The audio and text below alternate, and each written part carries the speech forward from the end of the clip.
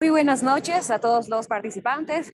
Les damos una cordial bienvenida por parte de la consultora Activamente Bolivia, en donde nos complace presentar un curso virtual con respecto a contratos de compra y venta, arrendamiento y procesos de desalojo.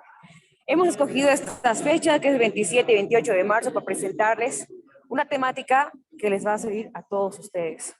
Y por supuesto, también hemos elegido un profesional bastante apto para poder o para que nos pueda impartir sus conocimientos.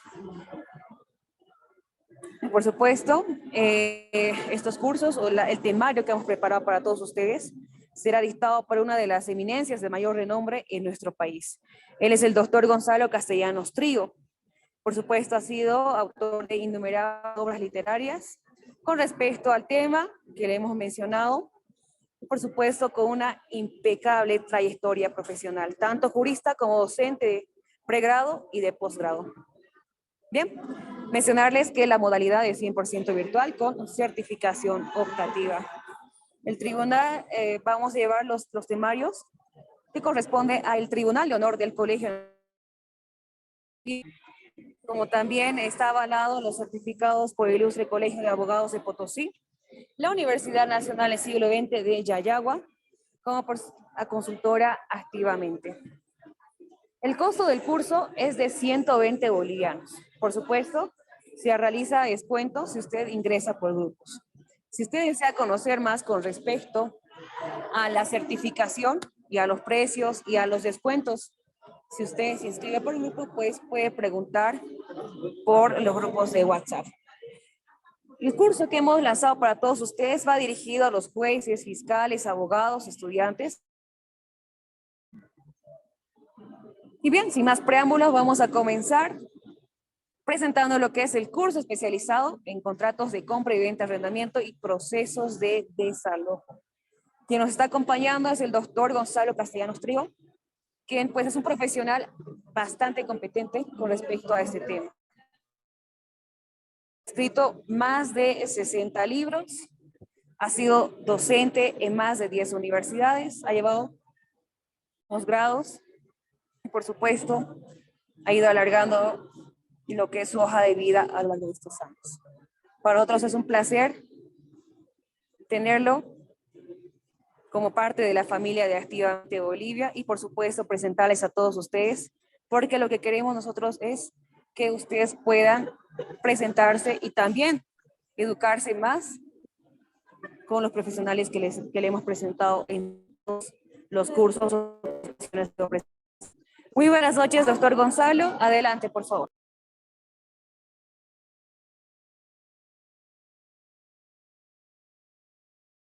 Muy buenas noches. ¿Me están escuchando?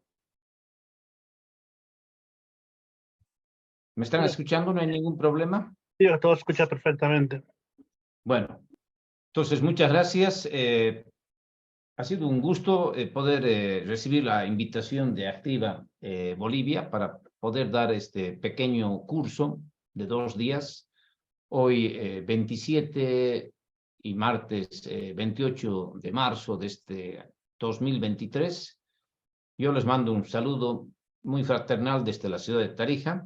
Y bueno, presumo que varios deben ser de la ciudad de Potosí y por supuesto que seguramente deben haber varios participantes de las diferentes ciudades del país, porque esta es una de las grandes adelantos que tiene la tecnología y que mediante Zoom podemos básicamente tener esta facilidad que de varios lugares, hasta de los más redonditos y más alejados del país, puedan realizar estos cursos, porque lo único que necesitan es tener internet y casi ya en todas partes, no solamente en las capitales de departamentos, sino en provincias, en secciones, en muchas partes hay internet.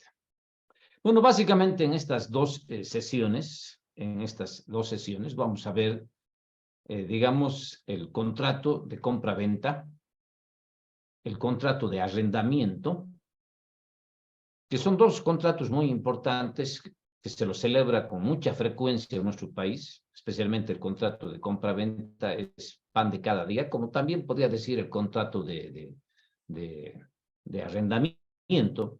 Y hemos querido amarrar ambos contratos, porque normalmente lo que más se alquila en nuestro país son bienes inmuebles, por eso hay que conocer perfectamente bien el contrato de compra-venta.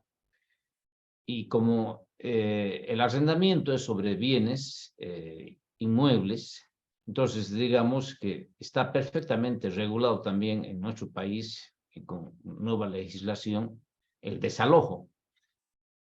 Y recordarán que en este nuevo código del 2013, yo lo denomino así 2013 porque el Código de Procedimiento Civil ha sido promulgado el 25 de noviembre del 2013 y puesto recién en vigencia plena el 2016, regula dos clases de desalojo. El desalojo como un proceso extraordinario para viviendas y el desalojo de locales comerciales o de libre contratación, que es un proceso monitorio.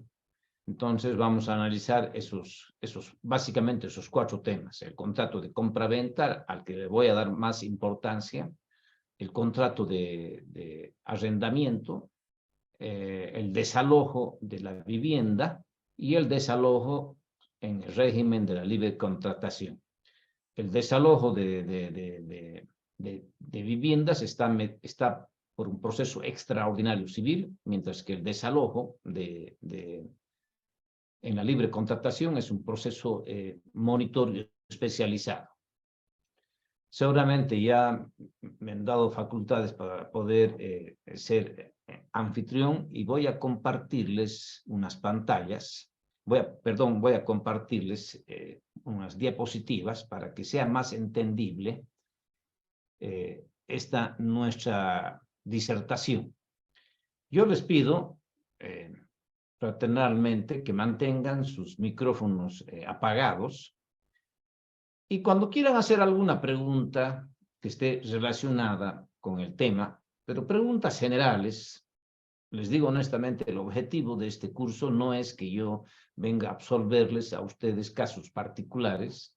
Yo les prometo que cuando estemos acabando el curso, yo les voy a dar mi número privado de WhatsApp, que es en realidad mi número de trabajo, y si tienen algún problema y yo podría ayudarles en algo, ustedes podrían escribirme a mi WhatsApp y yo con algún caso particular y yo les podría ayudar y colaborar. Pero aquí tenemos que ver en forma general, ¿no? Además, aquí debe haber muchos abogados, muchos egresados, muchos profesionales en el derecho, y es bueno siempre recordar, porque abogado que cada vez no estudia, se va haciendo cada vez menos abogado, ¿no?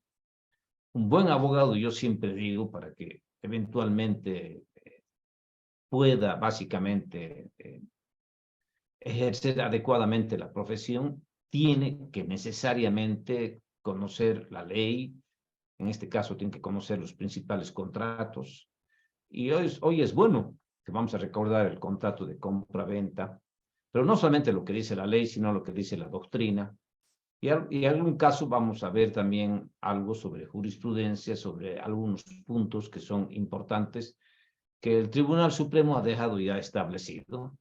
Yo también les voy a pasar algunos videos, porque me gusta que no se aburran tanto conmigo, entonces les voy a pasar algún video. Pues aquellas personas que quieren hacer una pregunta, como esto es virtual, ustedes tienen la posibilidad de levantar la mano virtualmente y yo ahí les voy a conceder la palabra, ahí encienden ustedes su cámara y me hacen la pregunta, pero ya les volví a decir en forma general. Entonces, un saludo desde esta ciudad de Tarija, que hoy día está un poco medio fresquito, porque ayer domingo, desde el sábado, en realidad, desde el sábado, desde casi mediodía hasta anoche, ha estado lloviendo poco, pero lloviendo, entonces eso nos ha bajado un poco la temperatura. Pero bueno, Ya se nos fue el verano y ahora ya estamos pensando otra etapa. Así que ya el calorcito se nos va a comenzar a escapar y poco a poco nos va a comenzar a llegar ya el frío. Pero vamos a tratar de calentarnos esta noche. Y para eso, lo primero que vamos a analizar es el contrato de compra-venta.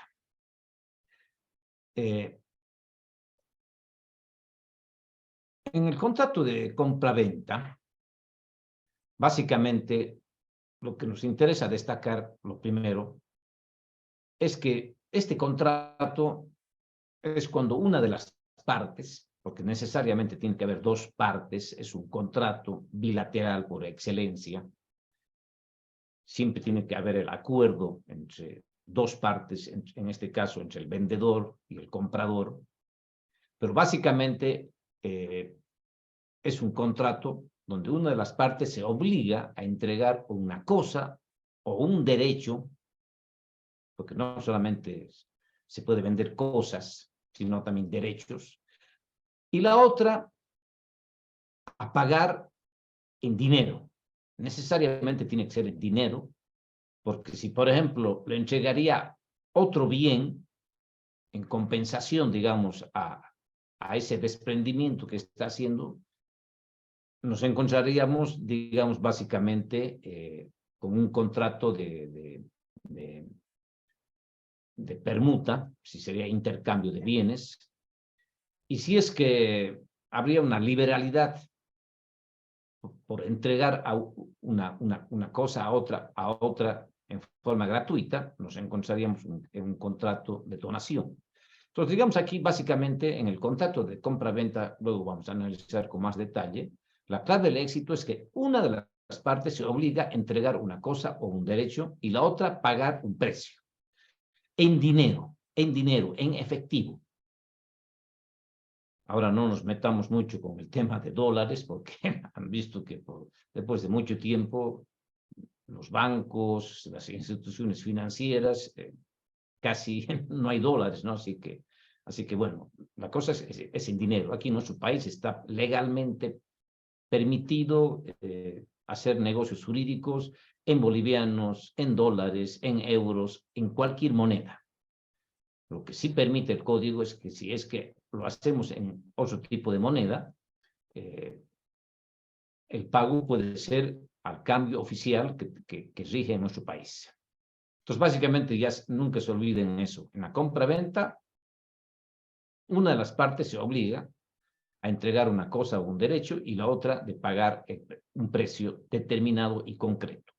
Ya vamos a ver cuáles son los requisitos y las obligaciones tanto del vendedor como del comprador. En este contrato hay dos grandes sujetos, que es el vendedor, que es el titular, el dueño, el propietario de la cosa, porque para vender hay que ser titular, si no podríamos cometer delitos, pese a que hay venta de cosas futuras o hay venta de herencia, que ya vamos a analizarla, pero con ciertos requisitos y ciertas restricciones para no cometer errores.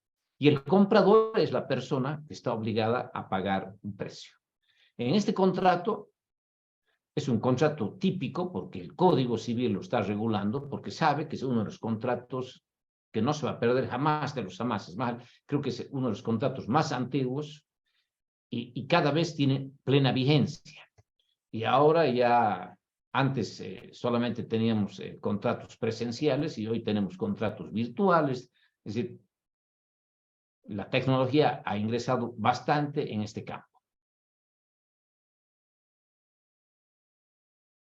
Por eso, ¿cuáles son las características más sobresalientes? Voy a tocar las más importantes de las características que debe contener un contrato de compra-venta. Es un contrato típico o nominado. ¿Por qué? Porque es el código. El código tiene varios contratos que los regula porque considera que son los más importantes. Pongamos el contrato de compra-venta, la permuta, la donación, la fianza, el contrato de mandato, el contrato de arrendamiento, el contrato de obra. Yo, por ejemplo, casualmente tengo un libro, por ejemplo, que se los voy a mostrar aquí. Seguramente los organizadores se lo van a ver. Es un libro que sacamos recién a finales del 22, son los contratos en particular, y está básicamente el contrato de compra-venta, la permuta, la donación, el arrendamiento, el contrato de obra, el contrato de mandato, el préstamo y la fianza. Entonces, digamos que son varios contratos. Y este es un contrato típico que está regulado en el Código Civil porque considera que es de los... Después tenemos cualquier cantidad de otros contratos innominados, contratos vitalicios. Hay ahora cualquier cantidad de nuevos contratos que están comenzando a aparecer y que seguramente ya varias legislaciones lo están regulando, pero como hay la libertad de contratación en nuestro país, todo se puede contratar siempre y cuando no vaya contra la ley, no vaya contra la moral y las buenas costumbres. Y ahí se entiende que la voluntad de las partes es ley entre las mismas. Después es un contrato consensual, porque este se perfecciona con el simple acuerdo de las partes. En otros países, por ejemplo, en el contrato de compra-venta de inmuebles se perfecciona con la entrega de la cosa. Por eso que, por ejemplo, en nuestro país, en forma indebida, hemos tenido mucho tiempo, pongamos, el interdicto de adquirir la posesión, porque en aquellos países donde tienen este contrato carácter real, que se perfecciona con la entrega de la cosa, era necesario tener el interdicto de adquirir la posesión. Por eso es que ahora ya ha desaparecido. Han entendido los legisladores que no es necesario la adquisición porque este es un contrato consensual. Se ponen de acuerdo entre el comprador y el vendedor y este contrato queda perfectamente perfeccionado. Ahora, por ejemplo, si no me quieren entregar la cosa vendida, tenemos acciones monitorias, como por ejemplo la entrega de cosas muebles o inmuebles. Entonces tenemos vías rápidas con mandamientos de lanzamiento, de desapoderamiento para que nos entreguen la cosa. Es un contrato bilateral porque necesariamente crea obligaciones y derechos para ambas partes, para el comprador y para el vendedor.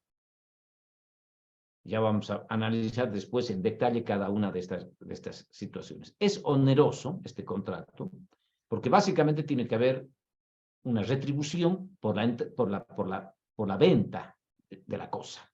Si no, nos encontraríamos en otro tipo de contratos, especialmente con una donación, cuando hay una liberalidad. Entonces aquí es oneroso porque hay que pagar un precio. Si yo te estoy regalando, ingresamos en un contrato de donación. Es un contrato conmutativo porque desde un inicio ambas partes saben las ventajas y las desventajas del negocio jurídico que van a hacer. Salvo, por ejemplo, si sería un contrato de cosas futuras, entonces ahí, por ejemplo, podría haber alguna situación. Después, ustedes saben que lo contrario a lo conmutativo es los contratos aleatorios, que no sabemos realmente la situación, pero aquí si yo estoy comprando un bien inmueble y estoy pagando un precio, yo sé perfectamente cuáles son las ventajas y las desventajas de ese contrato. Y finalmente no es un contrato formal porque la ley no establece una forma. Ni siquiera, por ejemplo, dice que tiene que ser un contrato por escrito, por lo tanto, el contrato de compra-venta puede ser un contrato oral, verbal, o puede ser un contrato escrito, puede ser en documento público, en privado, o en simple, una simple hoja, no es necesario. Pero, por supuesto, si yo hago un negocio jurídico grande, importante, para crearme seguridad jurídica, voy a crearme desde un inicio una prueba preconstituida para hacer valer mis derechos dentro de este contrato. Pero es un contrato no formal, no necesita ni siquiera estar escrito, puede ser absolutamente verbal. Y es como así que cuando hay, por ejemplo, el desalojo de locales comerciales o de arrendamiento de locales comerciales, si es que no has hecho un contrato, se hace un incidente previo para demostrar la existencia del contrato y listo. Así que no es un contrato formal. Si sería un contrato formal, estaríamos complicados porque normalmente para algunos tipos de contratos, pongamos para la hipoteca, para la donación, se necesita forma, si no sería nulo. ¿Cuáles son los elementos básicos del contrato de compra-venta? Es la capacidad, que ya después vamos a ir analizando cada una de ellas. Solamente ahora vamos a enunciarlas, la capacidad que básicamente el que vende o el que compra tiene que tener una capacidad de ejercicio. Después tenemos el consentimiento, que básicamente es lo que da formación y validez al contrato, y vamos a ver también qué situaciones podrían afectar el consentimiento. Tenemos la cosa, que es fundamental, el objeto del contrato de compra-venta, porque si no hay un bien inmueble, mueble o en derecho, no habría de qué es, no podíamos hablar de contrato de compra-venta. Y finalmente, en este tiene que haber un precio, y un precio en dinero, que sea determinado al momento de hacerse o que sea determinable en el futuro, pero tiene que haber necesariamente un precio. Comencemos por la capacidad. ¿Quiénes tienen capacidad? Todas las personas mayores de 18 años. Si yo, por ejemplo, cumpliría años hoy día, 27 de marzo, a partir de hoy, a las 0 horas, cuando cumpla 18 años, tengo plena capacidad de ejercicio y puedo realizar cualquier tipo de contrato. Porque ya entiendo y ya comprendo. Y hay incapacidades en forma general. Por ejemplo, hay personas que son menores de edad que pueden tener bienes o quieren adquirir bienes. Ellos no pueden hacerlo por sí solos porque no tienen esta capacidad de ejercicio. Pero gracias a Dios, yo digo siempre, hay leyes especiales, como tenemos el Código de las Familias, dice que los incapaces pueden hacer negocios jurídicos, en este caso un contrato de compra-venta, pueden hacerlo mediante sus progenitores, que son los que ejercen la patria potestad, que ejercen la autoridad de los padres, es decir, toda persona tiene derecho a una filiación y estas personas que lo han filiado después son que desde que nace hasta antes que cumple los 18 años son los que realizan los contratos en nombre y en representación de ellos. Y si quieren vender, también pueden realizarlo, pero aquí hay una limitación en la venta, ser vendedor, porque hay que tener una autorización expresa del juez de familia en materia familiar, que vos demuestres que es necesario vender ese bien de ese menor. Eso también ocurre lo mismo con los interdictos, porque ya son mayores de edad, pero tienen problemas de salud mental y que, por supuesto, que han tenido que ser declarados interdictos porque tienen algún problema de salud mental, y estas personas, aunque tengan momentos lúcidos, tienen que ser representados siempre por su tutor. Entonces ellos, si quieren comprar o quieren vender, tiene que ser mediante su tutor, y especialmente cuando quieran vender, tiene que ser mediante autorización judicial, demostrando que es necesario la venta, por ejemplo, para curarlo, para educarlo a esta persona interdicta. Ahora, el código también establece algunas prohibiciones del contrato de compra-venta, y la primera dice que entre los esposos. Básicamente, el fundamento que tiene la doctrina al prohibir la venta entre los cónyuges, entre los esposos, entre el marido y la mujer, es que no sería, digamos, ético que después exista un problema jurídico entre ellos, porque ellos son cónyuges y después, si ellos se ven involucrados en un juicio por ese contrato de compra-venta, no está bien. Y además, puede ser que estén realizando ese tipo de contratos para defraudar derechos de terceras personas. Entonces, directamente el código prohíbe este contrato. Ahora, si lo harían, podemos demandar la nulidad de ese contrato. Y la nulidad es un proceso ordinario. Entonces, digamos que si pese a esta prohibición lo harían y alguien quisiera impugnarlo, tiene toda esta situación. Después hay prohibiciones especiales. Yo, por ejemplo, si yo sería juez, no podría comprarme en subasta judicial, ni en forma directa, ni en forma indirecta, el bien que se está rematando. Entonces, hay prohibiciones especiales para este contrato de compraventa que vamos a analizar. Y el código aquí enumera las causales.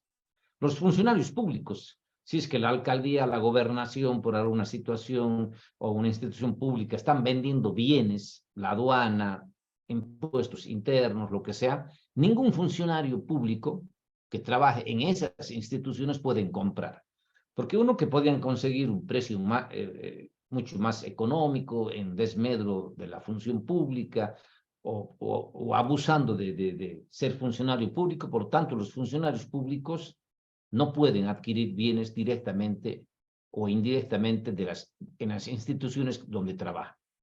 Los jueces, los magistrados, los vocales, los ministros del Tribunal Supremo, los consejeros de la magistratura, los empleados judiciales como secretarios, auxiliares, oficiales de diligencias, tampoco pueden comprar bienes, digamos, que se están rematando en su juzgado, en su despacho. Yo podría, por ejemplo, si yo sería juez, y si se está, yo soy, pongamos, juez en Tarija, y, bueno, no soy, ¿no? Pero doy un ejemplo. Y si están rematando un bien en Santa Cruz, yo tranquilamente podría ir a Santa Cruz y como cualquier otra persona comprarme dentro de un remate judicial. Lo que no se quiere es que yo me aproveche dentro del proceso. Entonces ahí los abogados tampoco, los bienes que están en litigio, no pueden comprar en forma directa en ese litigio. Pero después cualquier abogado puede ir a comprar lo que quiera de otras cosas. Lo que no quiere son los bienes litigiosos donde están participando los abogados para que no se aprovechen o no se beneficien o no carguen estas situaciones. También pasa esto con los mandatarios. Salvo que hay algunas salvedades que yo puedo otorgar un mandato para que venda mi casa, por ejemplo, pero también autorizarle ahí en el propio mandato que le autorizo a mi mandatario que él también puede comprarse el bien inmueble. Entonces, digamos que es una auto compraventa por intermedio de mandato, pero tiene que estar expresamente previsto en el contrato, en el mandato, en el contrato, en el poder especial. Pero después, digamos que estarían prohibidos porque podrían aprovecharse de ciertas circunstancias. Y para eso la ley establece sanciones, dependiendo del caso. En algunos son nulos y en otros casos son anulables estos contratos. El consentimiento, ya decía que es esta voluntad que yo quiero vender, que yo quiero comprar. Entonces, digamos que esta es la libertad contractual. Entonces, digamos que si yo quiero vender o yo quiero comprar, no tengo problemas, salvo que la ley me dé ciertas limitaciones, como por ejemplo acabamos de ver, yo quisiera venderle a mi esposa mi casa. No puedo porque la propia ley me está limitando, me está prohibiendo. O por ejemplo, yo puedo realizar un contrato y decir, tú puedes vender a cualquier persona este bien inmueble que yo te estoy vendiendo, menos a tal persona. Si le estoy estableciendo en forma contractual la prohibición que a una determinada persona. A veces digo, yo quiero que ese bien vendas a cualquiera, menos a mi suegra. Entonces, digamos que la limitación contractual para eso es que ahí está previsto, ya sea en la ley o en la voluntad, pero que no vaya contra estas cosas. Es bien limitativo. El consentimiento puede ser mediante representante legal o convencional, es decir, no es necesario que yo personalmente lo haga, para eso yo puedo dar un poder especial para un contrato de compra-venta sin ningún problema.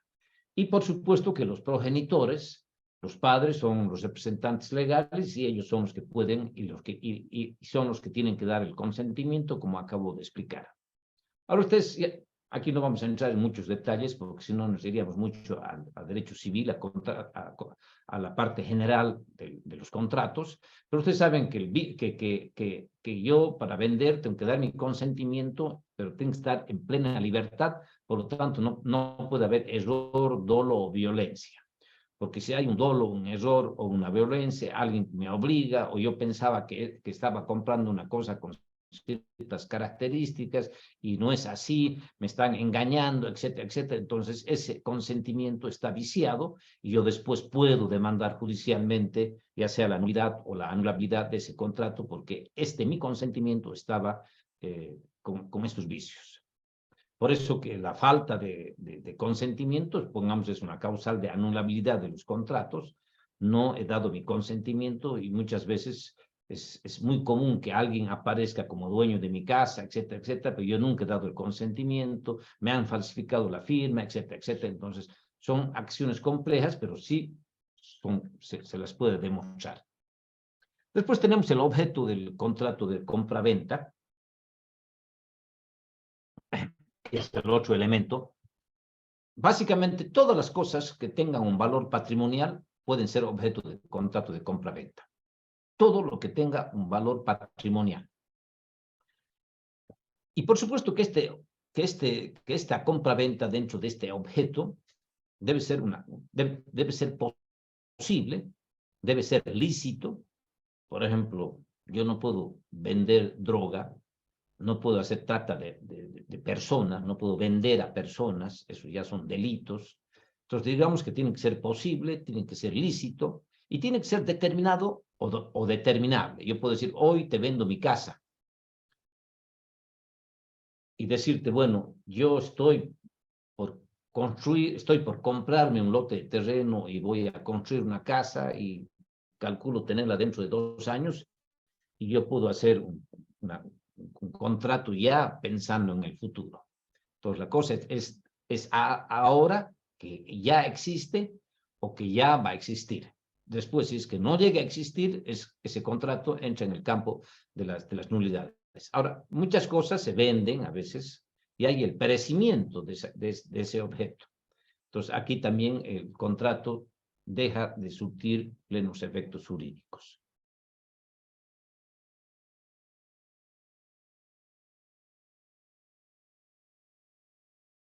¿Cuáles son las reglas a aplicarse cuando la cosa perece? Porque puede presentarse esta situación en el contrato de compra-venta.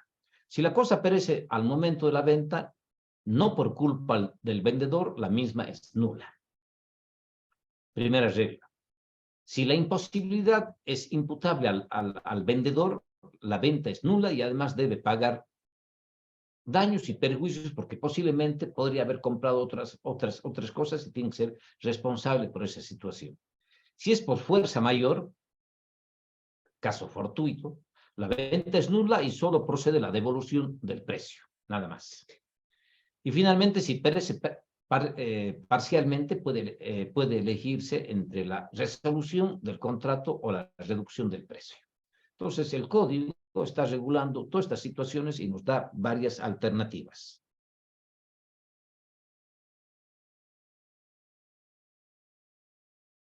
¿Cuáles son las modalidades que establece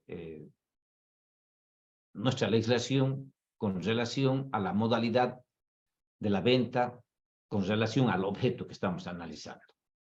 Básicamente es la venta de cosa futura, la venta de cosa ajena, la venta de cosas grabadas con cargas o derechos, la venta de inmuebles sobre medida y la venta de la herencia. Vamos a analizar cada una de estas. Básicamente es 1, 2, 3, 4, 5 modalidades de objeto de contrato de compra-venta. Venta de cosa futura, venta de cosa ajena, venta de cosas grabadas o cargas o derechos, venta de bienes inmuebles sobre medida, porque yo puedo decir, yo te vendo un terreno de 1000 metros cuadrados o te vendo mi propiedad, que no estoy especificando cuántos metros ni cuánto tiene. Y por supuesto que es también posible, pero bien restringida, la venta de la herencia, porque ahí en la venta de la herencia a veces estaríamos jugando con la muerte o estaríamos pidiendo que alguien muera para que pueda realizarse este tipo de contratos. Pero antes de continuar, les voy a dejar de compartir un segundito y les voy a pasar el primer video de la noche, que es el contrato justamente de compra-venta, para que se vea qué determinan otras legislaciones sobre este punto.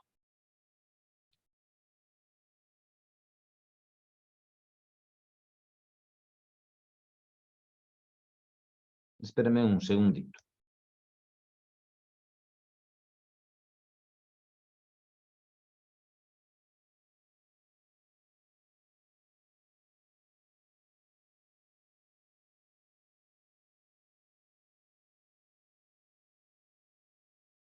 Mira,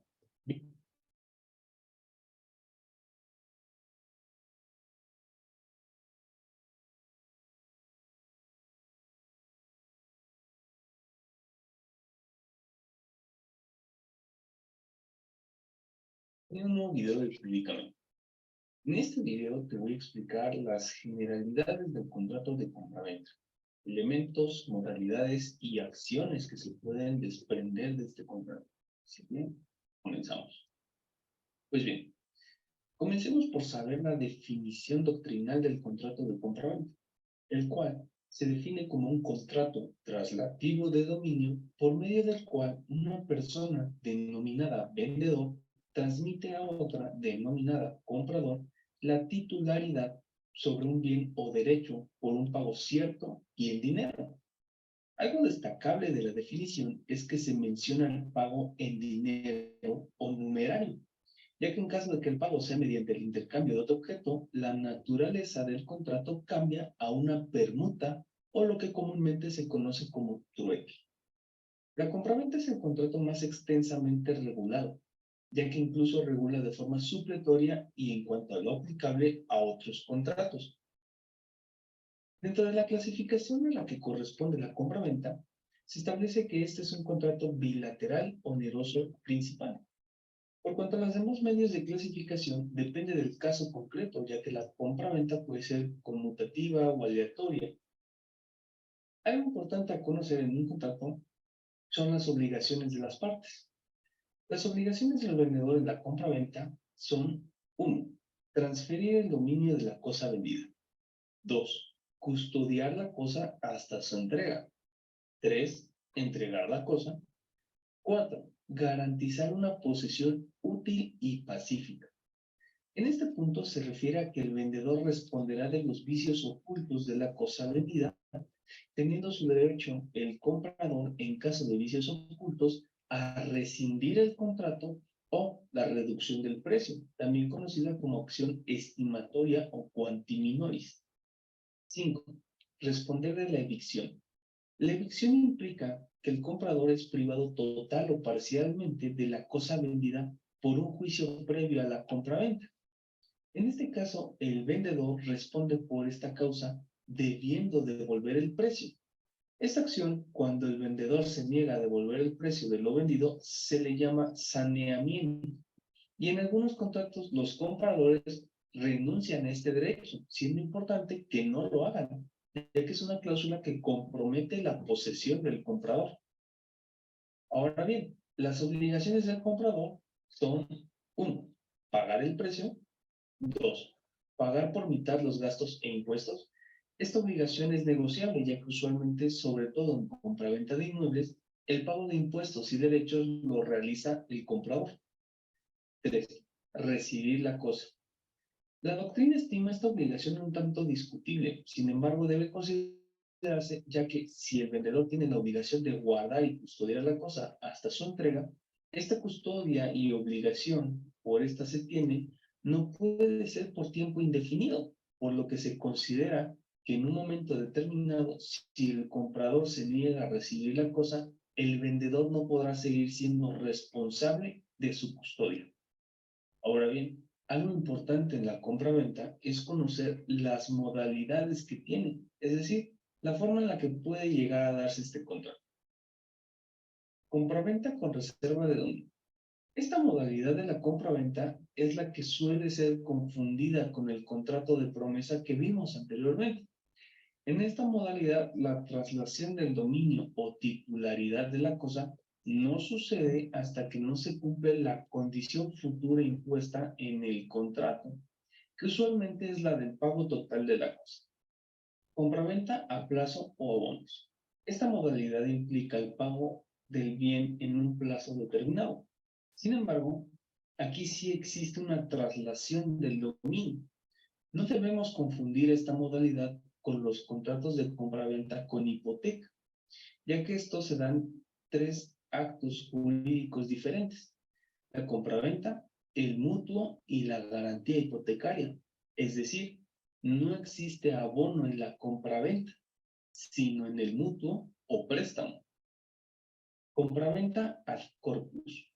Esta modalidad implica que existe cierta aleatoriedad respecto de la cosa vendida, ya que se desconoce efectivamente la cantidad o medidas, como por ejemplo, comprar los frutos de una finca, de la que se desconoce la cantidad exacta que puede existir, o de un inmueble que no es medido y se compra bajo esta condición.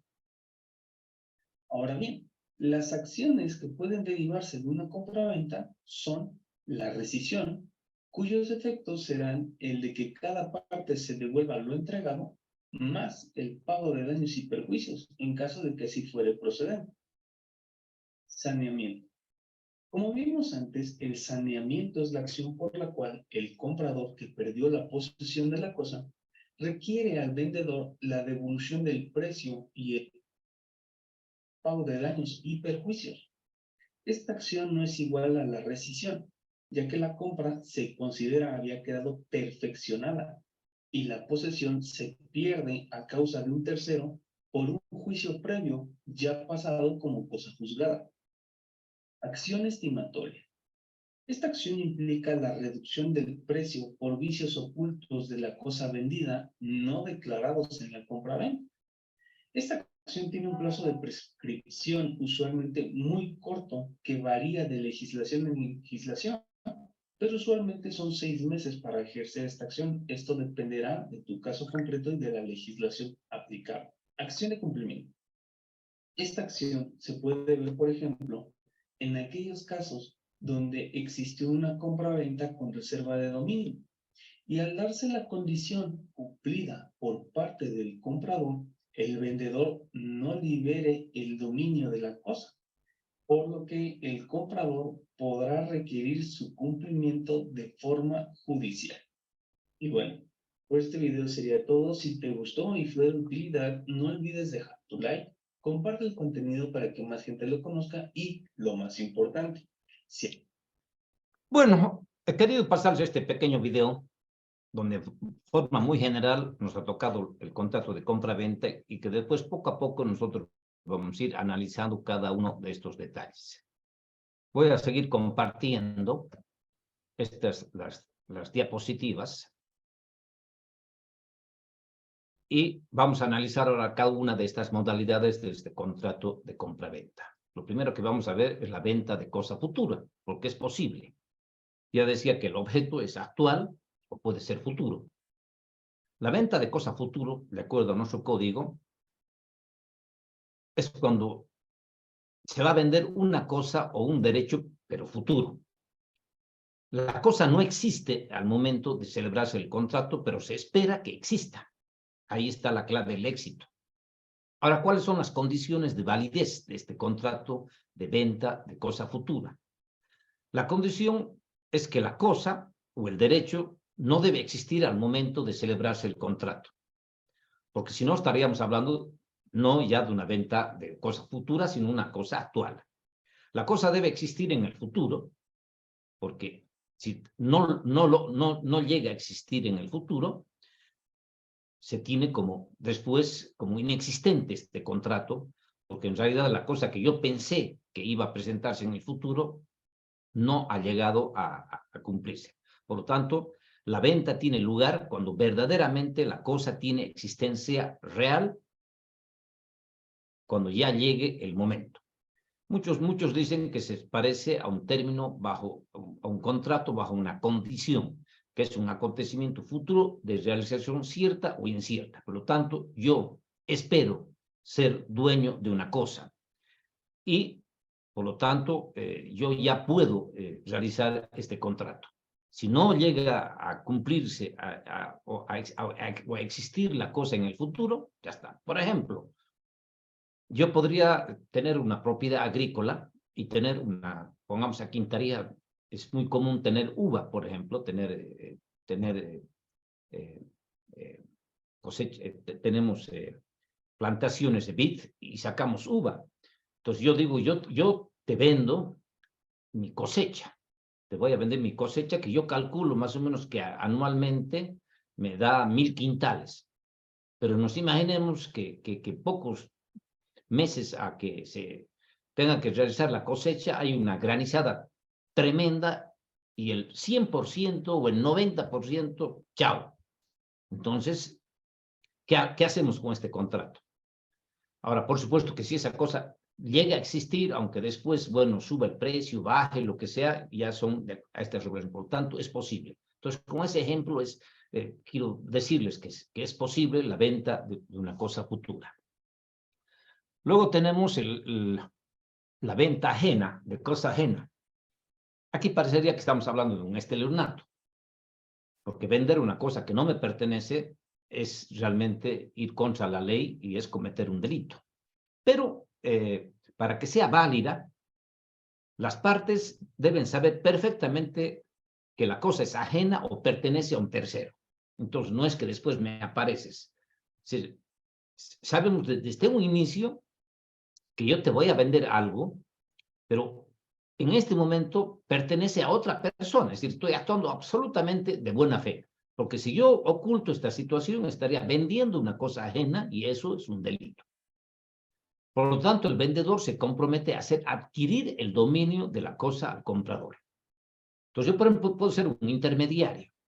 Decir, mira, yo sé que quieres comprarte esta casa, este departamento.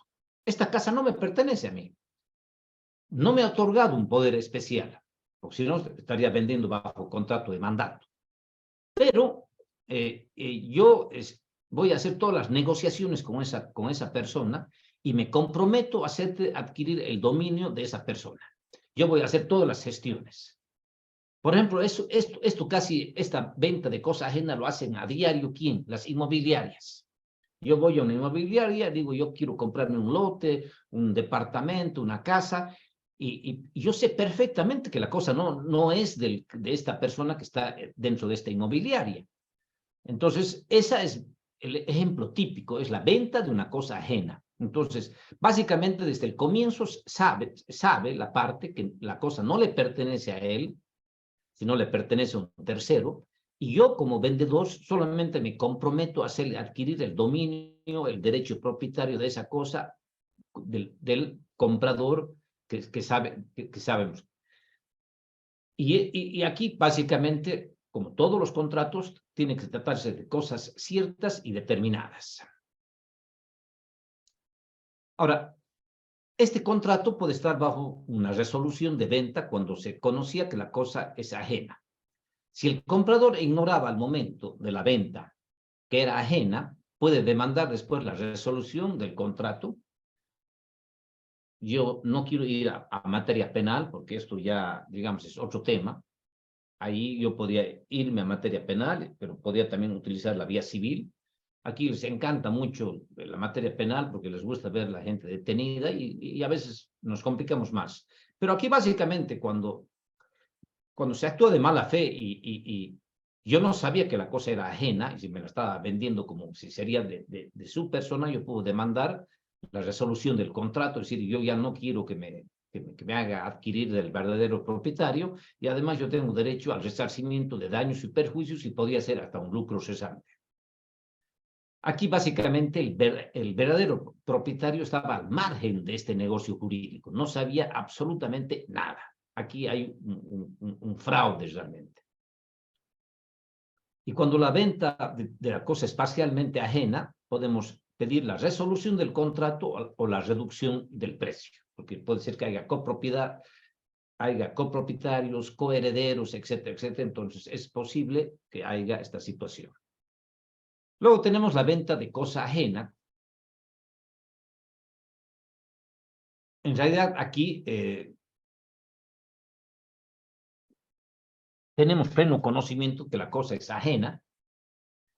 En realidad se trata de una promesa de venta de una cosa ajena, básicamente, y solo puede pedirse la restitución del precio cuando se ha convenido, perdón, que es a su absoluto riesgo y de esa persona.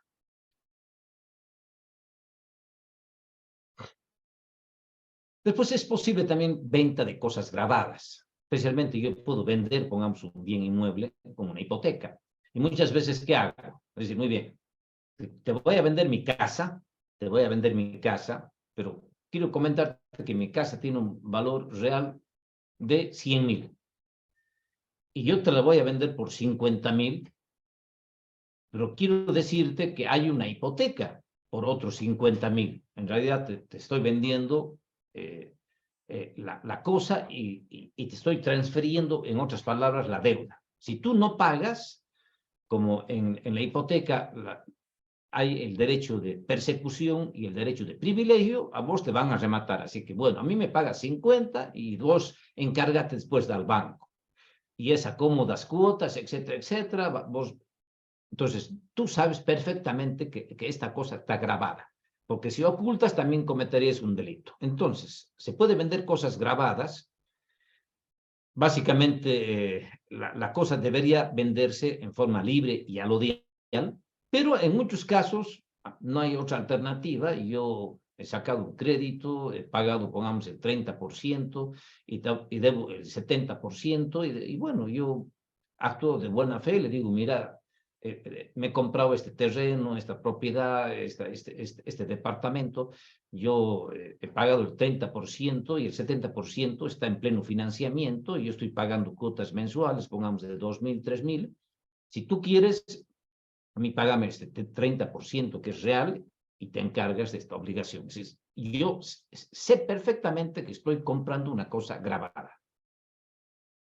O puede ser también con cargas o con derechos reales o personales no aparentes y no conocidos por el comprador. Puede demandarse, en este caso, la resolución o la disminución del precio. Entonces, digamos que es válido vender cosas grabadas, pero si yo ignoraba esa situación, puedo demandar la resolución de ese contrato o la disminución del precio. Porque si, bueno, vos finalmente me has vendido a mí tu casa en 100.000, pero no me has avisado que había una hipoteca por 20.000 y tengo que pagar 20.000 más. Es decir, la casa finalmente ha acabado pagando 120.000 cuando en realidad era 100.000. Y no me has avisado de esa hipoteca, y por no perder todo he tenido que pagar esos 20.000. Entonces, yo te demando que la disminución, y me tienes que devolver esos 20.000 porque básicamente no estaba dentro del precio del contrato de compra-venta.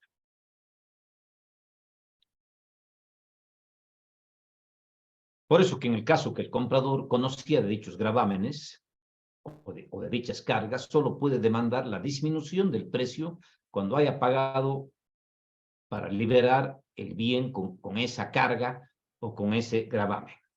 Y es muy común en nuestro país, quiero decirles eso, que yo vaya, venda y está con embargos, con hipotecas, etcétera, etcétera. Yo le digo, y además lo correcto es que se haga constar esto en el contrato de compra-venta, para que no después se alegue buena fe o mala fe, etcétera, etcétera.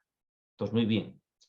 Y hay personas que penosamente se meten a ciertos negocios, comienzan a tener problemas económicos y dicen, bueno, antes que me rematen esta casa, prefiero buscar un comprador, voy a tratar de darle vender a un buen precio. O hay amigos que dicen, bueno, yo te voy a ayudar, yo te voy a sacar de este problema, sé que te has comprado este departamento, ya has pagado el 40%, y muy bien, yo te voy a pagar a vos ese 40%, y yo me voy a hacer cargo de la obligación de esta hipoteca, y bueno, ya es mi responsabilidad. Y digamos que ya ahí sería un contrato de compra-venta hasta con una cierta modalidad de pago, de cuotas.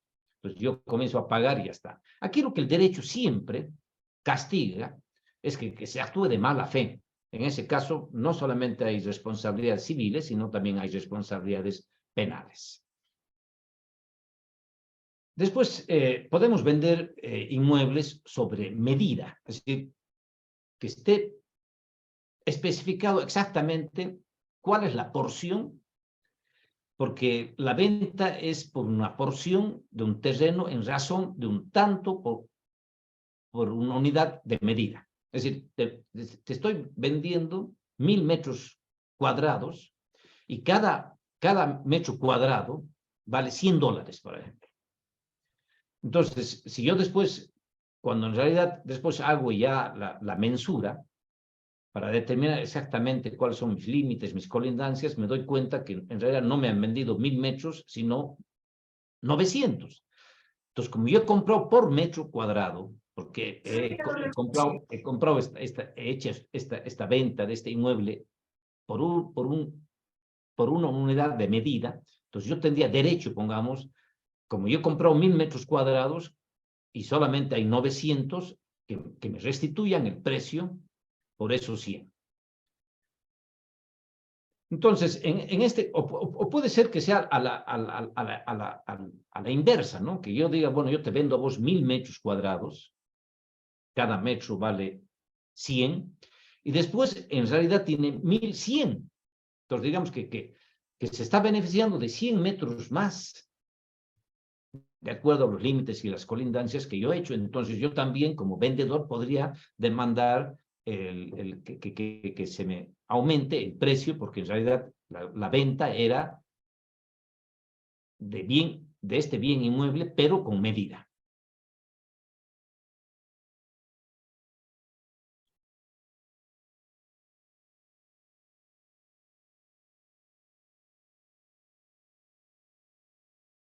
Después tenemos la venta sin medida. Es decir, ya aquí las partes dicen, yo te vendo mi bien inmueble. Y no me preguntes exactamente cuántos metros todavía, porque después podemos determinar, ver, etcétera, etcétera. Por ejemplo, antes era muy común, porque derechos reales no era tan exigente, ¿no? Que ahora, si vos vas y no están los metros exactos, es casi imposible o humanamente imposible el registro, ¿no? Pero bueno, otra cosa es el registro, pero está regulada la venta sin medida. Las partes no pretenden fijar básicamente un precio por una porción de terreno, sino que lo realizan por el inmueble en total por un precio único. Es decir, yo te vendo esta mi propiedad, que creo que en papeles tiene, pongamos, 2 hectáreas. Pero puede ser que sea un poco más o puede ser que sea un poco menos. No me interesa. Básicamente, la que yo estoy vendiendo es una propiedad agrícola en tal parte, en tal zona, que etcétera, etcétera, etcétera. Estos son los límites, las colindancias, y tú tendrás que hacer una medida después y saber exactamente si son 2 hectáreas o 2 hectáreas 100 o lo que sea. ¿Por qué? Porque básicamente estoy vendiendo por un precio único. Después, si sale más o menos, ya no interesa, porque aquí ya no es sobre medida. También se puede vender varios inmuebles por un solo precio. Es decir, yo te voy a vender mi casa, mi terreno, un automóvil, etcétera, etcétera, y eso hay un precio único. Ahora, estas acciones prescriben, si es que yo logro determinar que es menos, es más, desde el año de la suscripción del contrato. Si no lo hago, mis acciones prescriben de acuerdo al Código Civil. Después vamos a tocar ahora un tema bien delicado de la venta de la herencia, que está regulado en el Código Civil, y lo que está permitido es la venta de la herencia abierta. Por lo tanto, si es que la venta de la herencia no se encuentra abierta, no es válida. Y ustedes saben cuándo se apertura una sucesión, desde la muerte real o presunta de una persona, porque si no estaríamos jugando con la vida de las personas. ¿Cuándo se abre la sucesión? Desde la muerte. Yo siempre doy un ejemplo. Cerrado el cajón, abierta la sucesión. Entonces, digamos que se puede vender una herencia abierta, es decir, yo ya acabo de recibir, acaba de fallecer tal persona y me ha instituido heredero, o era mi padre, o era mi hermano, o lo que sea, y bueno, yo puedo, quiero venderte lo que voy a recibir de herencia. En este momento, yo sé que nos ha dejado un bien inmueble, tengo que partirme con mis hermanos, tengo que dividirme, o tenemos que ver cuáles son las porciones que nos corresponde, porque está viva todavía mi madre, y mi madre tiene el 50% y un pedazo más, una fracción, porque se la considera como una hermana más, ustedes saben, dentro de la sucesión. Y bueno, hay que seguir los trámites de aceptaciones de sucesiones, de particiones, de divisiones, de registros. Entonces, digamos que la venta de la herencia abierta, porque ya está abierta, ya ha fallecido la persona, es absolutamente válida y legal. Por lo tanto, si no se encuentra abierta la sucesión, la misma no es válida y está expresamente prohibida en 2 partes del Código Civil. En este caso, el vendedor solo está obligado a garantizar su calidad de heredero y no los bienes que se componen dentro de la sucesión. Es decir, yo te voy a vender mi sucesión. Yo te voy a vender todo lo que voy a recibir de heredero. Yo presumo que voy a recibir esta casa, este terreno, joyas, muebles, etcétera, etcétera. Entonces, digamos, para que sea válida este contrato, yo lo único que tengo que garantizarles es que realmente yo soy el heredero. ¿Por qué? Porque yo le he dicho, yo soy el hijo.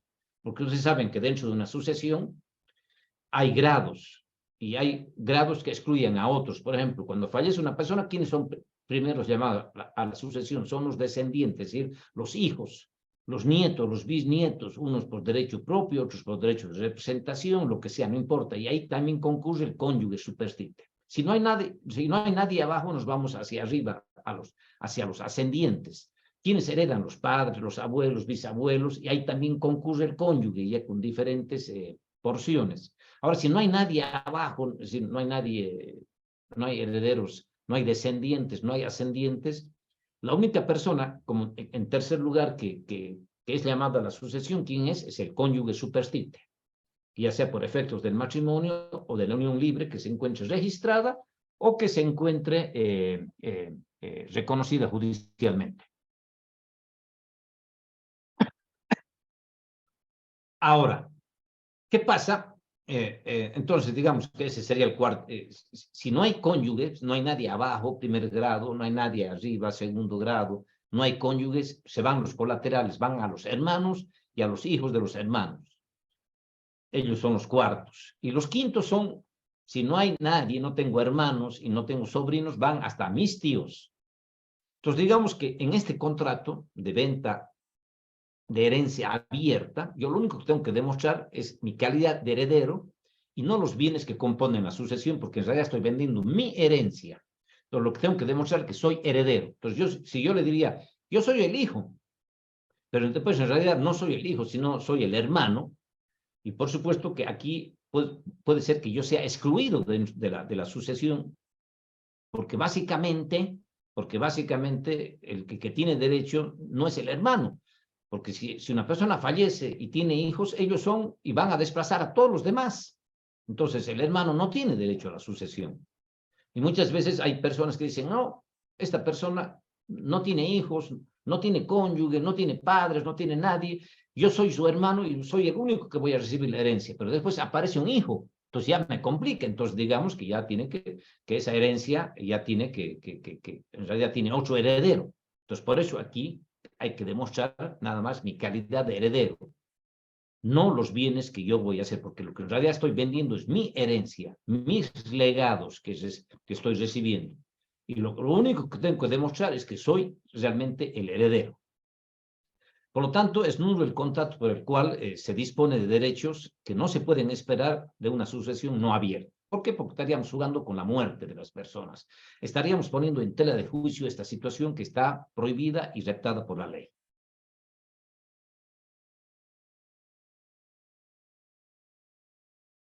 Por eso es que el código, cuando regula tanto en el derecho sucesorio como cuando regula en el contrato de compra-venta, dice que la venta de herencia no puede celebrarse antes de fallecer la persona. Y eso me parece correcto, porque estaríamos, ya dicho, jugando con la muerte, estaríamos rogando por Dios que se muera esta persona para que yo sea heredero. Entonces, por eso que la ley ha visto por conveniente que no se puede realizar esta venta mientras no fallezca la persona. Es por ello que la venta debe realizarse después de que ha fallecido el causante, porque el derecho ya ha ingresado dentro del patrimonio del heredero. Muy bien, es decir, ¿sabes? Ha fallecido esta persona, yo soy el llamado a la sucesión, yo soy el que tengo la vocación sucesoria, así que por lo tanto yo te vendo mi herencia, te vendo este bien, lo único que estoy recibiendo este bien. Pero ¿qué tal a mí después me declaran indigno? Porque yo he cometido alguna situación, porque yo he sido el que he matado a esta persona. Entonces voy a ser excluido de la sucesión. Y por tanto, este contrato de venta de herencia va a quedar también sin efectos porque realmente lo que en realidad se estaba vendiendo la herencia. Aquí, para que haya seriedad, porque se trata de un contrato muy especial, ya les decía que el contrato de compra-venta no tiene forma, pero aquí para la venta de herencia tiene que celebrarse mediante un documento público o documento privado. Es decir, tiene que haber la solemnidad que requiere la ley en el documento público ante un notario de fe pública o un documento privado que se encuentre debidamente reconocido. Entonces, ¿para qué? Por la importancia de este contrato de compra-venta. Bueno, antes de continuar, el precio, que es importante, vamos a hacer un pequeño cuarto intermedio. Yo, por lo menos, se me ha acabado, pongamos, mi agüita, quiero ir a recogerme, voy a dejar de compartir y les voy a dar también, si ustedes quieren, entonces un cafecito para que no se duerman, para que me estén atendiendo mejor. Vamos son en este momento las 8:14, vamos a dar 5 minutitos de tolerancia. Yo particularmente voy a irme a hacer un poquito de agüita para que la garganta no se seque. Ya, en 5 minutos regresamos.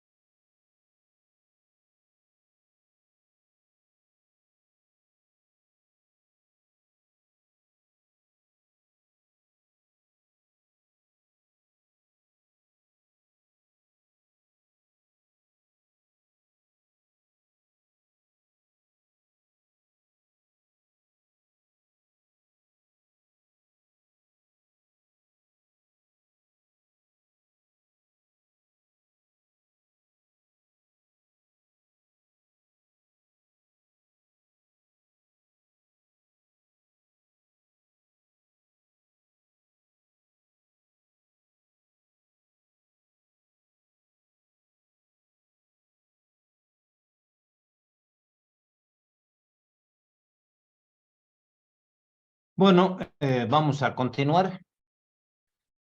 Voy a compartir nuevamente pantalla para que sigamos analizando y ahora nos toca ver el tema del precio en el contrato de compra-venta.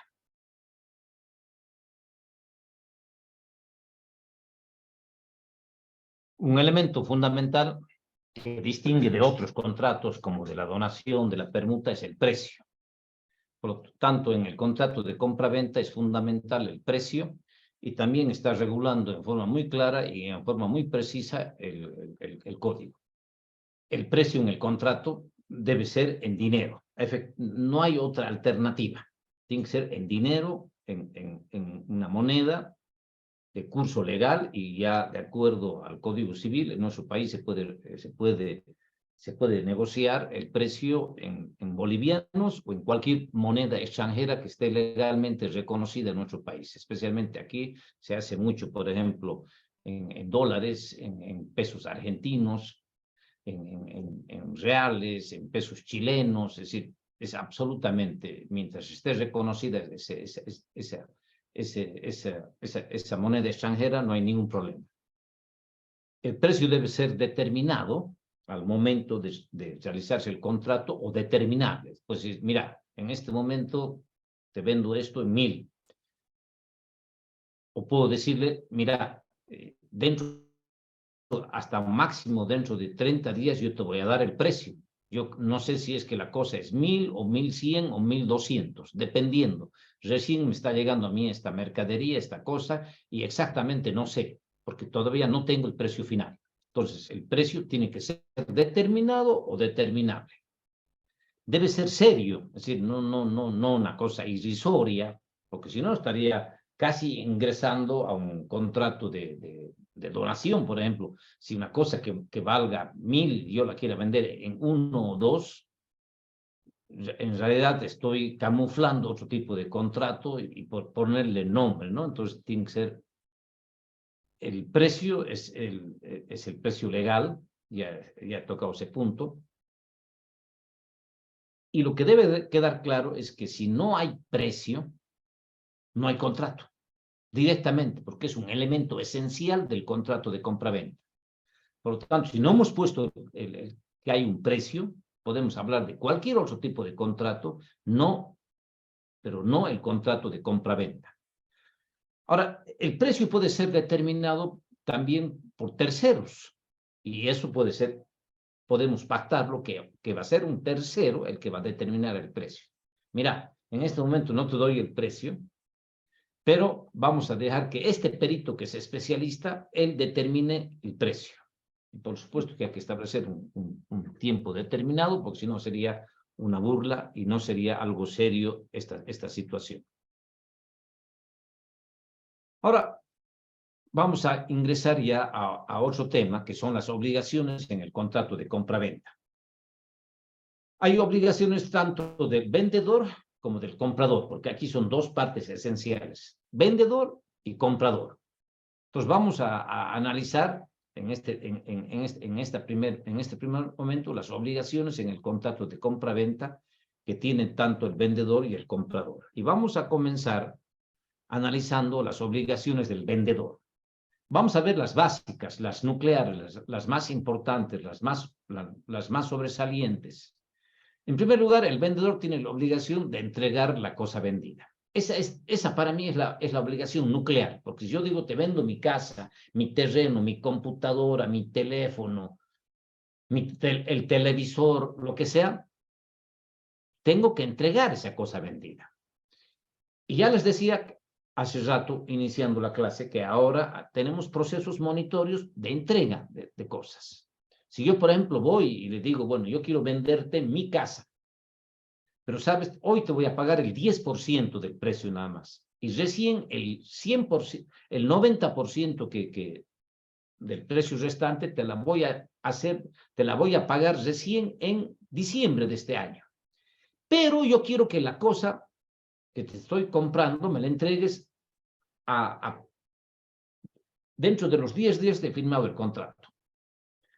Entonces, si es que no me entrega la cosa dentro de los 10 días, yo puedo iniciar un proceso monitorio de entrega de esa cosa. Porque aquí no estamos discutiendo digamos, esta situación, sino la obligación esta de entregar la cosa vendida. Por eso que ahora en el Código Procesal Civil está el proceso monitorio de la obligación de la entrega de cosas. Si analizamos el artículo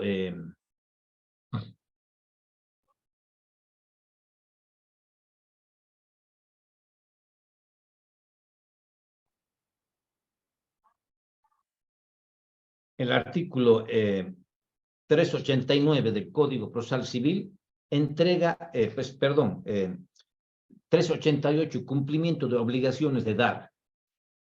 Por este proceso, la parte actora podrá pedir la entrega de un bien mueble o inmueble que no fuera una suma de dinero adeudada por mandato de la ley, testamento, contrato, en este caso por contrato de compraventa, acto administrativo o declaración unilateral de voluntad en los casos en que ésta pueda imponerse con carácter obligatorio, siempre que la parte actora acredite la obligación de entregar y, en su caso, el cumplimiento por su parte de la prestación que le es correspondiente mediante un documento público o privado reconocido o dado por reconocido ante autoridad judicial competente, etcétera, etcétera. Entonces, digamos que para mí la obligación nuclear de este contrato es entregar la cosa. Después hay que transferir el dominio de la cosa, que no es lo mismo, digamos, entregar la cosa, sino que si es registrable, tenemos que entregar toda la documentación necesaria, etcétera, etcétera, para que sea registrable. Muchas veces, muy bien, mi padre ha fallecido y yo soy el heredero, y aquí está, digamos, aquí está mi certificado y acredito que yo soy el hijo, estoy vendiendo la herencia, que está abierta, y esta herencia ya está abierta, y es la casa, perfecto. Pero ustedes saben que, entonces yo se la compro, la casa, ya, porque sé que él es el legítimo heredero y es el único, digamos. Y es verdad, no está engañando en absoluto, pero no hace la aceptación de la sucesión, no registra en derechos reales, o si, por ejemplo, era con su hermano, no han hecho la partición y la división, entonces hay que transferir el dominio. Hay que garantizar el saneamiento de la cosa vendida. Freddy, Marcelo, por favor, puedes apagar tu audio, estás encendido tu audio. Bueno, hay que garantizar el saneamiento de la cosa. ¿Qué significa? Ya vamos a ver con más detalle, pero si yo compro algo, tengo todo el derecho de usarla, de gozarla y de disponerla y de usufructuar la cosa, y que nadie me perturbe en mi derecho propietario, que nadie me amenace quitarme o me la quite. Porque si alguien después me la quita la cosa porque era una cosa ajena, no le pertenecía, entonces, no es serio la situación. Entonces, siempre se garantiza el saneamiento y la evicción.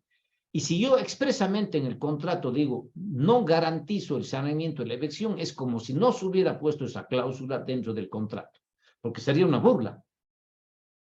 Entonces, esa cláusula, digamos, no es válida, aunque se la ponga, que no voy a responder por el saneamiento y evicción, eso no es posible. Entonces, siempre, necesariamente, nos guste o no nos guste, tiene que estar, es una obligación fundamental. Yo tengo que garantizar a mi vendedor, a mi comprador, perdón, su quieta y pacífica posesión, y que nadie le va a quitar. Y si alguien le quita, me pueden iniciar me pueden iniciar estas acciones de garantizar el saneamiento y obligarme a que restituya el precio, restituya los gastos que he ocasionado por la transferencia del bien, los daños y los perjuicios, el lucro cesante, etcétera, etcétera, para que sea absolutamente seria este contrato. Dentro de la entrega de la cosa, debe entregarse la cosa, además debe entregarse los documentos que son necesarios. Ahora, los gastos de la entrega, está regulado también por el código, y dice que los gastos de la entrega son a cuenta del vendedor y los gastos de traslado son por cuenta del comprador. Pero esto es negociable, esto depende. Yo puedo decir, ¿sabe?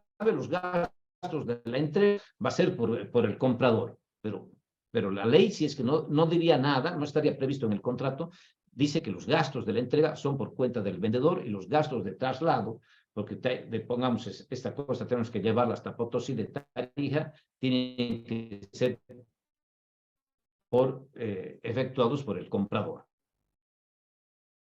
Después tenemos que también fijar el lugar de la entrega de la cosa, porque si no se volvería un poco medio chistoso este contrato si no determinamos un lugar.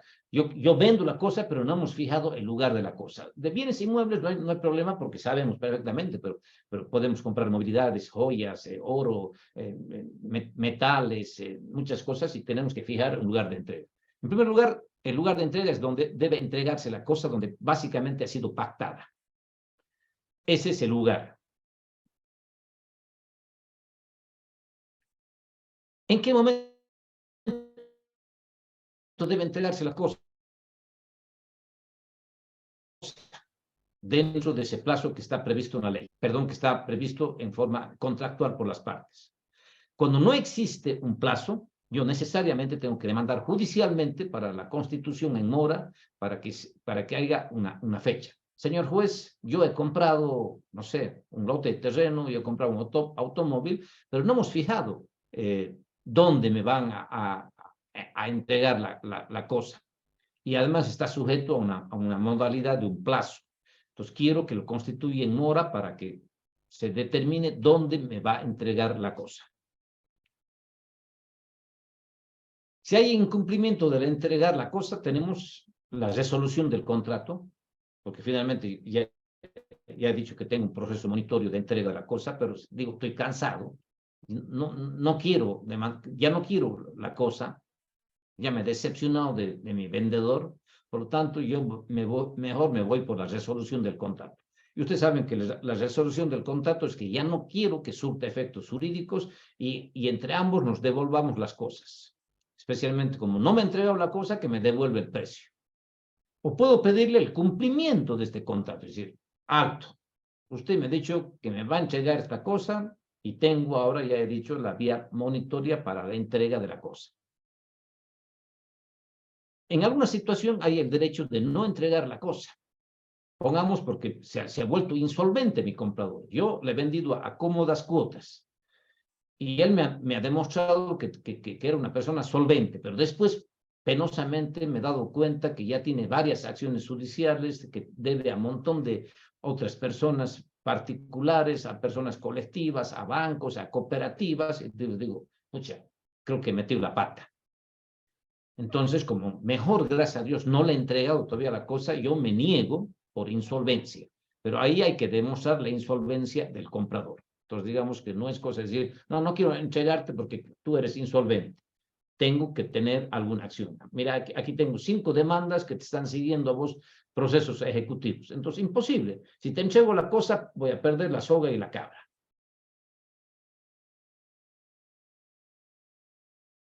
El lugar de la entrega es donde, perdón,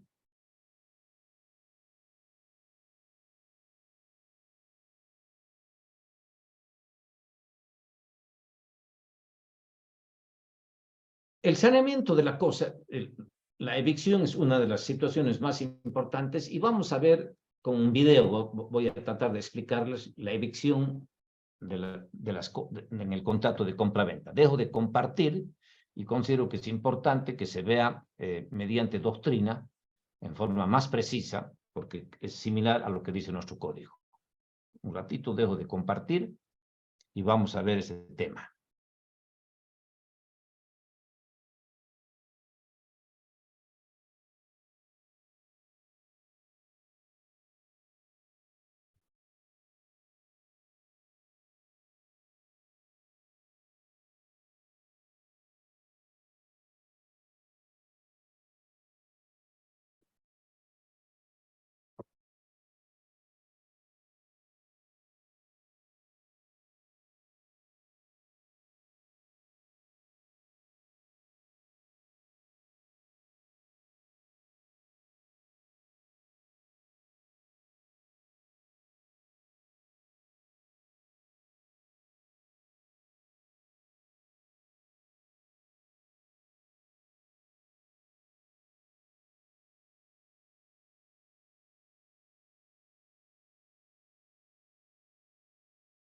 tal? Buenas tardes.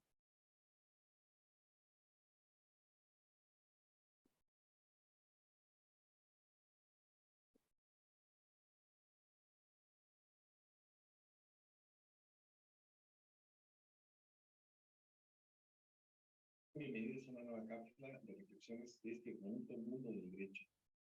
Hoy les vamos a hablar de la problemática del saneamiento y la evicción. Son dos figuras jurídicas que a veces se confunden y son muy distintas una de la otra. En este caso particular, el saneamiento se refiere a los vicios ocultos que tienen los bienes acumulados. Creo que el volumen está un poco medio bajo. ¿Alguien me puede decir si el volumen está bajo? Sí, está bajo, doctor. Entonces, sí, les voy a compartir otro video, por favor, ¿ya? Perdón.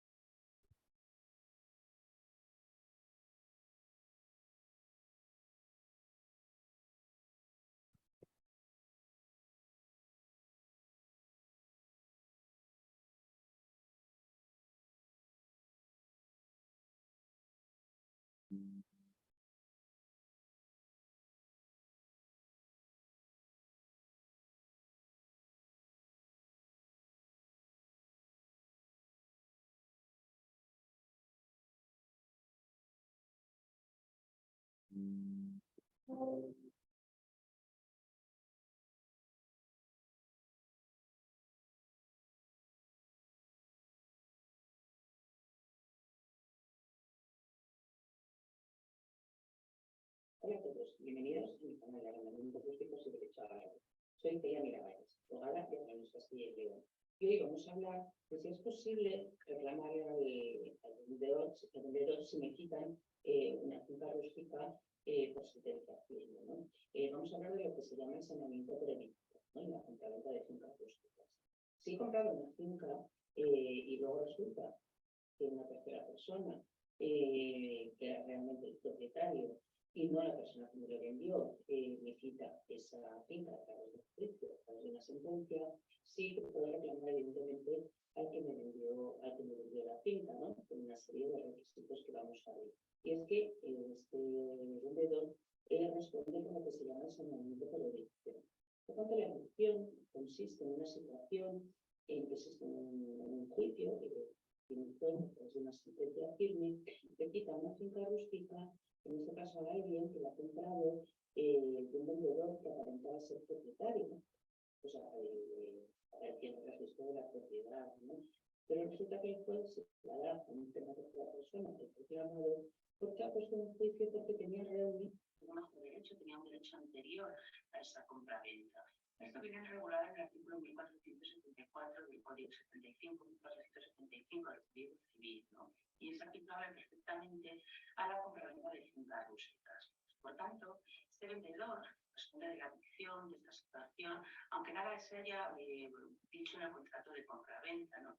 Y por tanto ya decimos que ese comprador que ha quitado la finca puede reclamar el valor de esa finca rústica y otros conceptos, otros daños y otros gastos, siempre que se cumplan una serie de requisitos, ¿no? El requisito fundamental es que tiene que haber una sentencia firme que implique a ese comprador de la finca rústica, ¿no? Por un derecho anterior a la compraventa. Por tanto, puede haber dos juicios, tiene que haber dos juicios. De hecho, uno es obligatorio que exista, que es el juicio de evicción, ¿no? Es el juicio en el que ya decimos que no puede dice o da esa propiedad de esa parcela a una tercera persona que ha interpuesto este procedimiento porque tenía un derecho anterior a la compraventa, ¿no? Es muy importante porque es un requisito imprescindible para después poder reclamar que este juicio de evicción se ha notificado al vendedor, ¿no? para que tenga conocimiento de ello y pueda en su caso, bueno, pues aportar los documentos, los hechos que, alegaciones que tenga conveniente.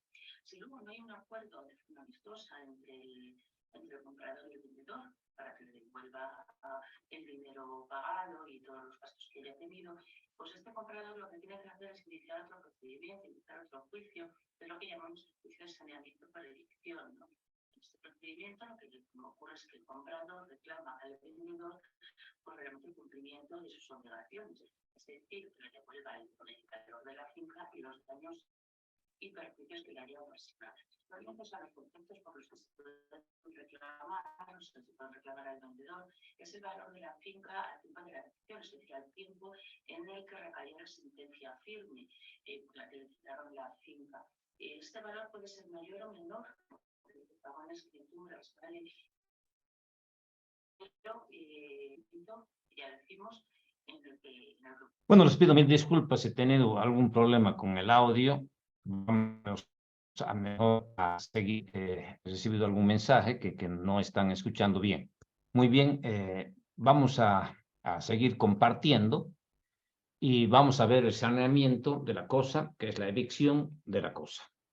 Y básicamente lo que me interesa destacar es que dentro de los requisitos de la evicción es la turbación del derecho, es decir, que alguien, propietario que acabas de adquirir, esta turbación debe ser con un título anterior o contemporáneo al contrato de compra-venta, y para eso hay una responsabilidad legal que está expresamente prevista, y para que funcione tiene que haber, tiene que haber algunas modificaciones a la responsabilidad de la evicción,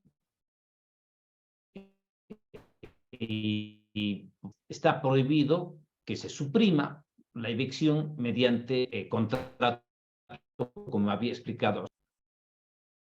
¿Qué debe restituirse al comprador ante una evicción total? La restitución del precio, el pago de los daños y los perjuicios, los frutos, las costas del proceso, los gastos del contrato de compra-venta, los impuestos de transferencia, las mejoras y el aumento del valor que ha podido tener como plusvalía el bien, y además el resarcimiento del daño, de los daños y perjuicios. Quiero dejar clarísimo que básicamente cuando yo compro una cosa y si es que se produce esta evicción, es decir, me quitan lo que yo he comprado, básicamente el vendedor tiene que restituirme todo, no solamente el precio que yo he pagado, sino daños, perjuicios, devolución de los frutos, impuestos de transferencias, las mejoras que yo he realizado, etcétera, etcétera, etcétera. Entonces, digamos que la situación es bastante seria e interesante. Si es parcial, porque solamente me he quitado el 50% o un 10%, aquí hay algunas opciones. Se puede pedir la resolución del contrato de compra-venta, más todo lo que acabamos de mencionar, devolución de precios, de daños, perjuicios, devolución de frutos, de mejoras, etcétera, etcétera, o el resarcimiento de daños y los perjuicios por esa porción, por esa evicción parcial que yo he sufrido. Para que funcione la evicción, necesariamente tiene que citarse al garante de evicción, que ¿quién es? Es el vendedor, no es otra persona, él es el garante de esta evicción. Entonces, a mí alguien debe demandarme y yo ahí ordeno que se lo cite al garante de evicción. Tengo la obligación del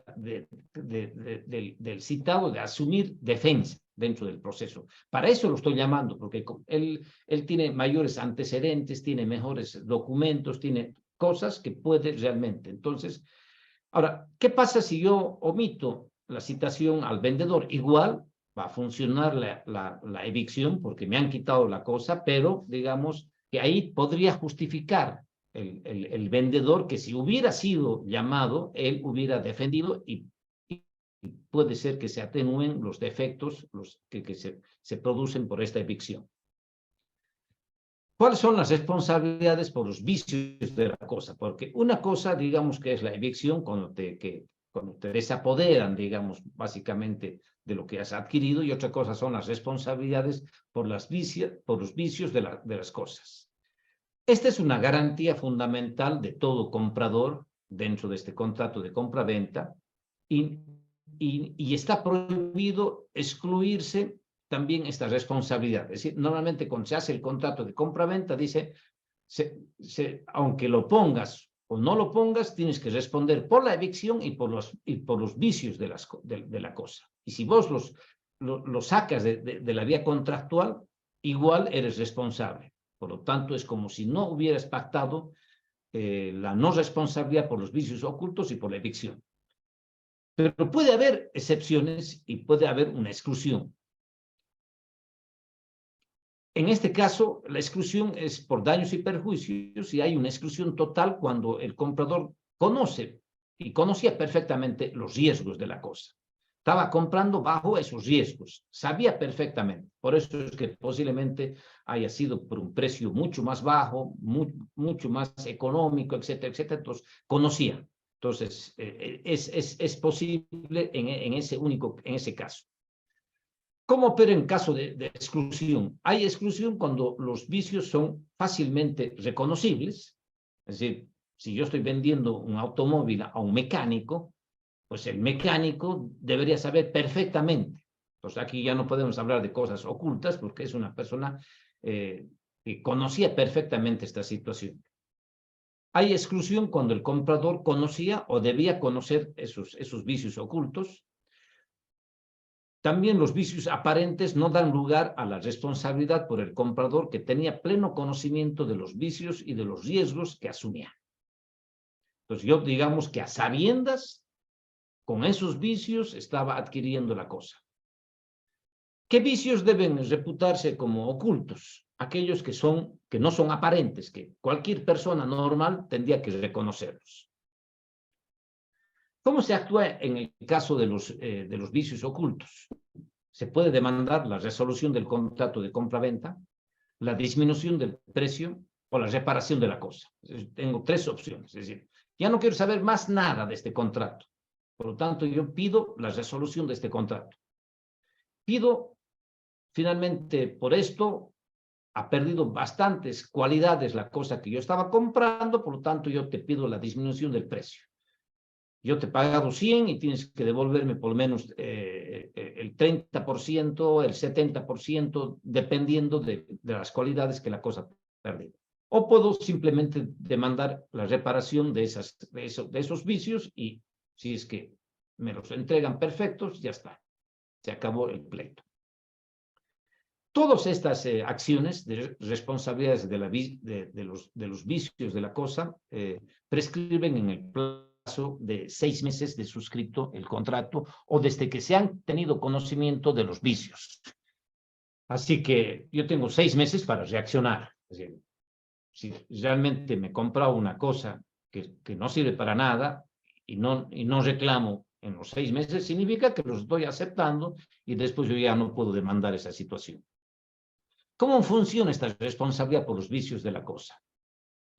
Debe restituirse el precio y los gastos de la venta, el pago de los daños y perjuicios y el lucro cesante, que son fundamentales porque realmente están causando un daño bastante considerable y económico, y además no tiene por qué soportarlos el comprador. El comprador ha comprado una cosa para poderla usarla, gozarla de la mejor manera, y si es que realmente tiene vicios que la inutilizan la cosa, especialmente aquí es de bienes muebles, pues ¿para qué he comprado esto si no sirve absolutamente nada?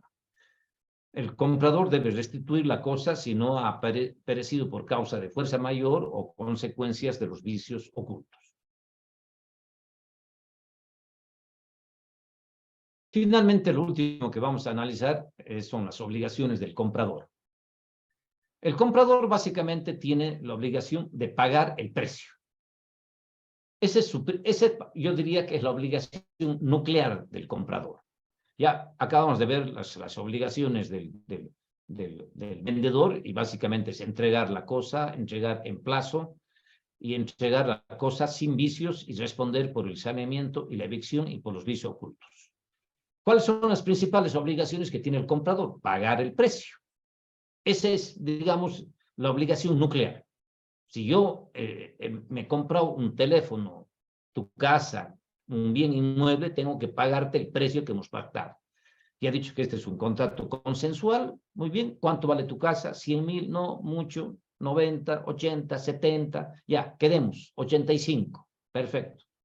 Entonces tengo que pagar el precio. ¿Cuándo debo pagar el precio?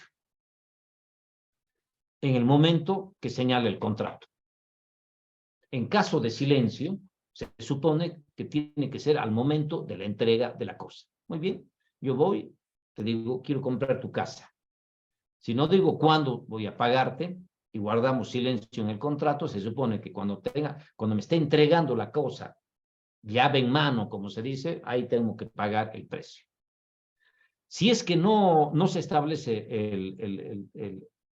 cuándo debe pagarse el precio, y no está, y yo quiero que se me entregue un tiempo determinado, tengo que demandar judicialmente como una diligencia preparatoria que se fije el momento del pago del precio. Ahora, ¿cuál es el lugar del pago? Es el señalado en el contrato. Y en caso también de silencio, es el lugar y momento en que debe entregarse la cosa. Yo considero que el precio es la obligación nuclear fundamental y más importante que tiene el comprador. Ahora, puede fijarse o puede establecerse, así lo está establecido en caso de demandas, fijarse intereses sobre el precio. Si la cosa produce frutos o rentas, o se hubiera convenido expresamente en caso de incumplimientos del precio, o en caso de mora del comprador, se debe pagar los intereses. Y ustedes saben que hay intereses moratorios, hay intereses legales, convencionales, depende. Tampoco puede ser abusivo el interés, porque si es que un interés, pongamos, superior a 100, entramos en una usura que estaría prohibida y que estaría reñida contra la ley. Ahora, ¿cuándo puede haber una suspensión del pago? En caso de una reivindicación, es decir, directamente me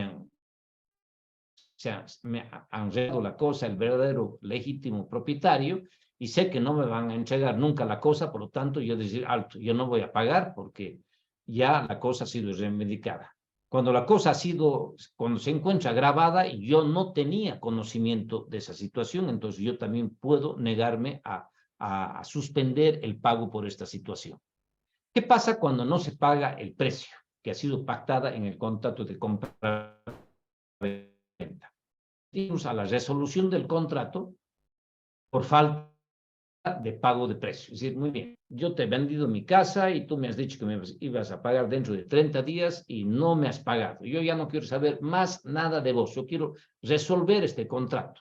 Y más al contrario, quiero que además de resolverse el contrato, me resarzas los daños y perjuicios que me has ocasionado. O puedo irme a la inversa a pedir el cumplimiento de este contrato. Es decir, exigir el pago del precio. Es decir, yo ya te he vendido, no sé, ya me has pagado algo o te falta algo y yo lo que quiero es que me pagues el precio. Tú me debes el 70% del precio y por lo tanto exijo que me cumplas. Y por ejemplo, ahí hay una garantía, hay hasta una hipoteca legal que está estableciendo el Código Civil, que tiene hipoteca legal por la falta del pago de precios. Si ustedes revisan el Código Civil cuando maneja el tema de la hipoteca legal es justamente que el vendedor tiene la hipoteca legal por la falta, por el precio restante que no ha sido pagado por el contrato de compra-venta. Bueno, hasta aquí nos quedamos esta noche. Ya estamos en horario. Y mañana vamos a continuar con las modalidades del contrato de compra-venta, que son varias. Tenemos la venta con reserva de propiedad, venta de cosas determinadas, etcétera, etcétera, que vamos a analizarlas el día de mañana. El contrato de compra-venta es bastante interesante. Y bueno, yo les agradezco mucho a ustedes por su presencia. Para mí ha sido un placer, ya les decía, haber sido invitado por Activa Bolivia, y su título va a ser otorgado por el Colegio de Abogados de Potosí, por la Universidad Siglo XX por la Universidad Siglo XX, así que van a tener su valor curricular. Y bueno, seguramente muchos han vuelto a recordar este contrato de compra-venta. Mañana vemos las modalidades del contrato de compra-venta y después de eso vamos a ver el contrato de arrendamiento, vamos a ver las dos clases de desalojo que tenemos. De locales comerciales o de libre contratación, y el desalojo de viviendas, que es en un proceso extraordinario. Muchas gracias, buenas noches, que Dios me los bendiga y nos vemos mañana a las 7. Vamos a dar un poquito de tolerancia. Algunos seguramente deben trabajar en algún lugar hasta que lleguen a sus domicilios. Siempre vamos a hacer. Mañana yo creo que vamos a comenzar también a las 7:10 más o menos, exagerando, para que podamos concluir con todo lo que tengo preparado para ustedes. Buenas noches y que Dios me los bendiga a todos. Damos por finalizada esta nuestra primera clase. Hasta mañana.